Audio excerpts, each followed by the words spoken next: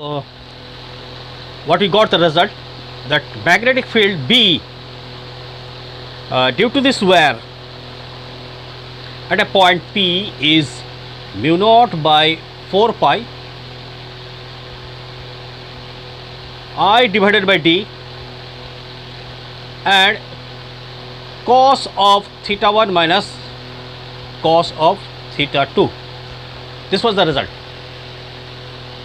Now sometimes these two angles are also useful, so we can replace these theta 1 and theta 2 by this phi 1 by phi 2. Phi 1 and phi 2 are located here. So in place of theta 1 and theta 2 we can use also phi 1 and phi 2 and result will be different.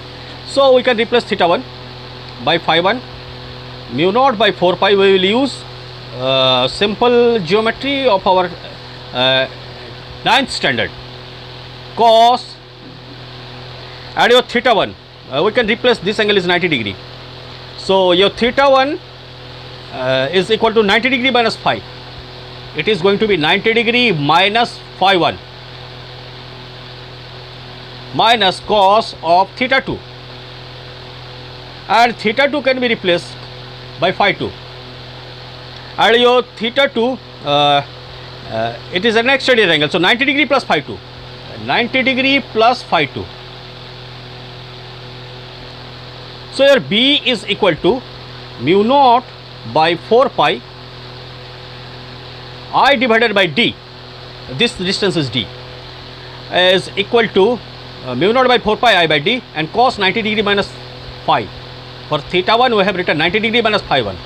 So it is going to be sin phi 1 minus of and cos 90 degree plus phi 2. It is in second quadrant and second quadrant cos is negative. So it is going to be minus sin phi 2. So it is turning to be mu naught by 4 pi I by D sin phi 1 plus sin phi 2. So you have the liberty to use both the result. You can use this one equally correct and you can use this one. So when theta 1 to theta 2 location of theta 1 and theta 2 is in this manner, you use this result, and if the location of angles are there here phi 1 and phi 2, you can use this result equally correct. Now if the wire is infinitely long, so if you use this equation, so if this wire is infinite long, so this theta 1 becomes smaller and smaller, and if it is infinite long, at infinity this theta 1 becomes 0. So if the wire is infinitely long and if you use this equation number 1, then for infinite long wire, your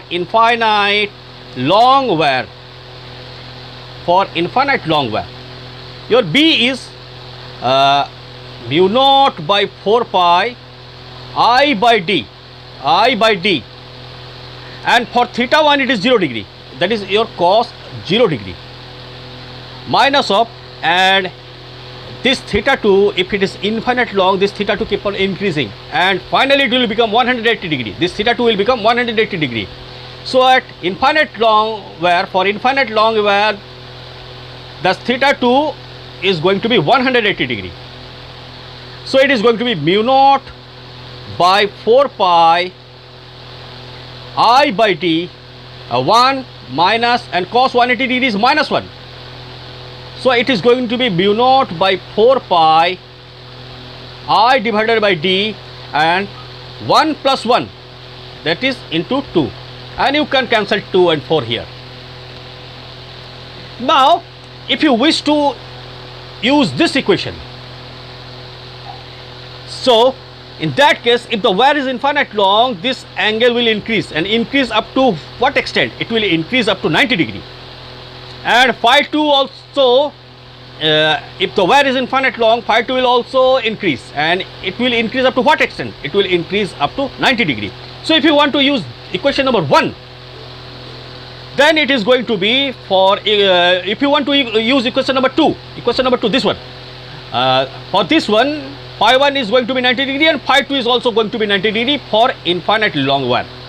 So if you want to use equation number 2, it is going to be B is equal to mu naught by 4 pi I by d and sine 90 degree plus sine 90 degree for infinite long wire. So it is going to be mu naught by 4 pi I by t, and sine 90 degree is 1 plus again sine 90 degree is 1. So it is going to be mu naught by 4 pi I divided by d, 1 plus 1 2. So you are getting the same result, both the result are same, B. So if you are asked to find the magnetic field due to this wire at point P, your result will be mu naught by 4 pi I by d into 2, and this 2 and 4 can be cancelled. This 2 and 4 can be cancelled. Here also this 2 and 4 can be cancelled. Clear? And for the direction of the magnetic field, and that is taught in your 10th standard, you can use thumb rule. So if the current is going upward, in your right side you will have direction of the magnetic field towards the into the plane, into the perpendicular, into the plane. So it is being the field will be directed vertically downward. If you use a right hand thumb rule, thumb indicates the current, and here you will see that fingers are pointing towards vertically downward into the paper. So field will be in this direction. Clear? So field, the direction of magnetic field we can obtain from our 10th standard concept using thumb rule. Okay, so you will use this result in future in making numericals. So do this derivation very carefully. I am I will also provide the photograph of the pages, and work hard to get good marks. Okay.